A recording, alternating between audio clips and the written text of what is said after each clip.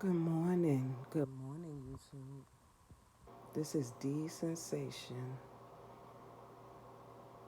I'm back to give you another rundown of how my recovery has been going. I hope everyone is well and blessed. Um, I don't know. I don't plan my videos. If I feel like vlogging, I just vlog.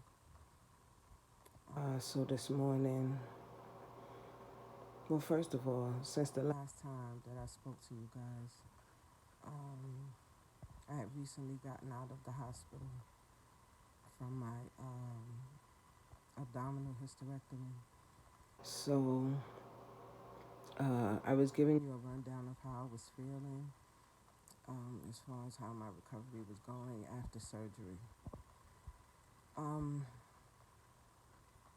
Today, it's been about, let's say, 2.5 weeks.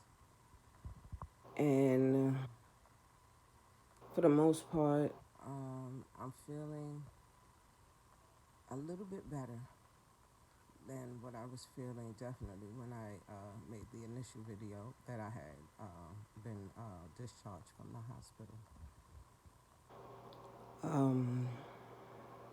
Like I told you in other videos, I have other health issues that have been, I think, slowing up my progress as far as trying to heal from this surgery. But I've been praying, and I'm going to continue to pray and ask for strength.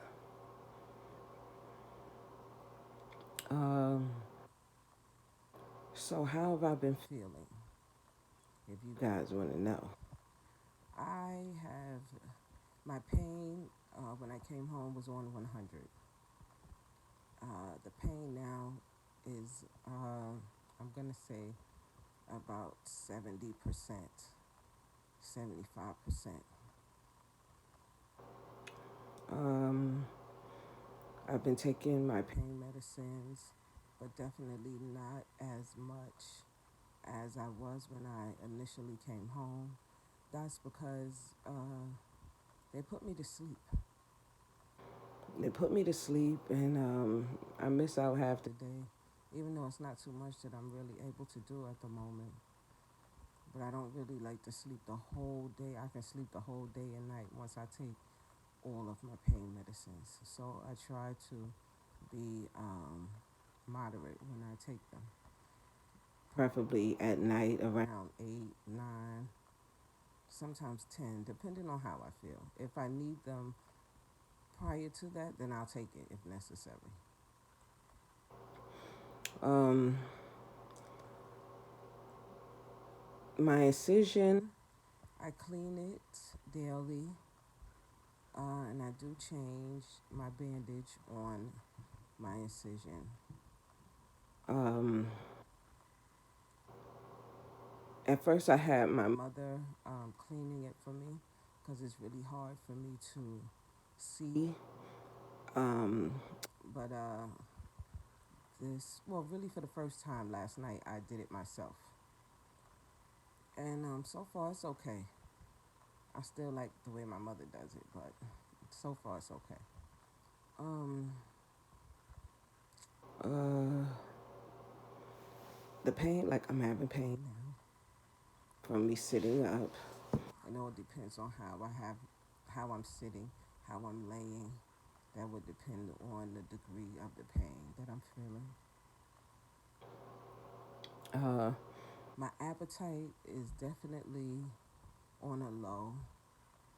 I've been having cravings for sweets. I want a lot of sweet things, but whether it be fruit or whether it be candy, chocolate mostly, and still having night sweats. And again, I told you guys that my ovaries were left, and I spoke to my doctor about this. He said that I should not be having night sweats, but if they continue, he would prescribe me some medication. I'm assuming some hormone medication to try to even things out so I don't feel so awful. My energy level is on 0. I have zero energy, and I'm very sensitive to noise. Noise seems to bother me to the 10th power. I do not like to hear a lot of loud noise. I need it to be quiet. I feel better when it's quiet. It feels peaceful. And it just helps me with my healing process. Um, Basically, most of my journey with this healing, because my children are adults, but they work. So I've been doing a lot of it um, without them being around. Um, my husband, he is a great supporter of me, great supporter of this. He always has been, as far as, like I said in my other videos, going with my appointments and helping me and just taking care of me, being my strength and my emotional guidance, my support, my rock. Um, so he's definitely been there for me, and I appreciate him. Um, Even though he's not next to me now, and he's a little far away, he still has been my support from day one. Um, so you're going to be going through, if you're thinking about having a hysterectomy, or if you've had a hysterectomy, maybe you can relate to some of the things that I've been going through, which is, like I said, um, the night sweats, uh, the extreme fatigue and tiredness, just unable to get comfortable as far as sleep is concerned, because you still can't really rest or sleep in a good position without you feeling as though you're pulling on your incision.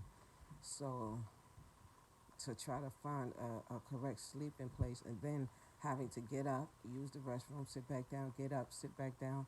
The getting up and sitting back down is the worst, because everything feels like it's just pulling, pulling, pulling, pulling, and burning sensation, pulling and burning across my abdomen. Um, some nights, I'm not gonna lie, I was crying, but I had to buck up and get it together. But I would cry through some of my pain and anxiety too, because sometimes the anxiety stops you from doing certain things you may be able to do, but you're scared because you don't want to feel the pain that you know you felt when you moved a certain way, or you sneezed, or you coughed. You definitely don't want to feel that pain, because it's excruciating, to say the least. Um, so I have a follow-up appointment with my doctor. My staples were removed. I told you this, you guys, in the last video. And I have a follow-up appointment with my doctor to go over the pathology report that is taken when you have anything removed from your body, especially with me having endometriosis and the sarcoidosis and lupus. So I will be having a one-on-one with my doctor as soon as my pathology report comes back, so we can sit down and discuss anything, any findings that were unknown that maybe are known now. So I'm a little nervous about that, but again, I'm praying on it. I'm putting everything in God's hands. Um, I don't know. I don't know how soon the pathology report will come back. I'm assuming he said about 4 weeks, so I'm assuming by next week we should hear something. That's what my doctor told me.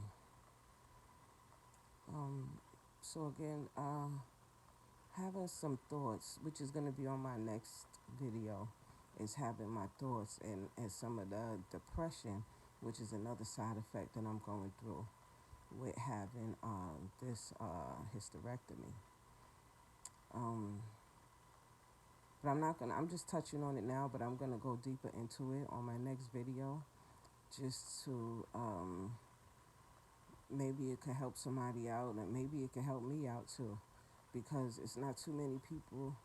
It's not. Sometimes you just need someone that's been through it to really understand, because I don't know. Sometimes I feel like my depression with this, um, I'm not really being heard like I need to be, or maybe not understood, which is understandable, because people can only, your loved ones can only give you but so much, because they're on the outside looking in at you. Um, but I know that they love me, and I know that they are with me, and I definitely appreciate that. But the total abdominal hysterectomy has definitely been a ride so far that I'm definitely ready to get off of. I'm definitely ready to begin to get back to my old self. Um, the feeling in my abdomen, my lower abdomen, it's a lot of pressure too. There's a lot of pressure. I'm definitely concerned about any type of undisclosed side effects that I haven't gone through yet, which I'm quite sure I'm gonna have. And the pressure, the pain, the sadness, but then the happiness that I do not have to have any menstrual cycles anymore is to some degree a happiness. But then does it take away some of my womanliness, if I might say, if that's a word? Um, so I don't know. But I needed it to be done because of my anemia and the endometriosis.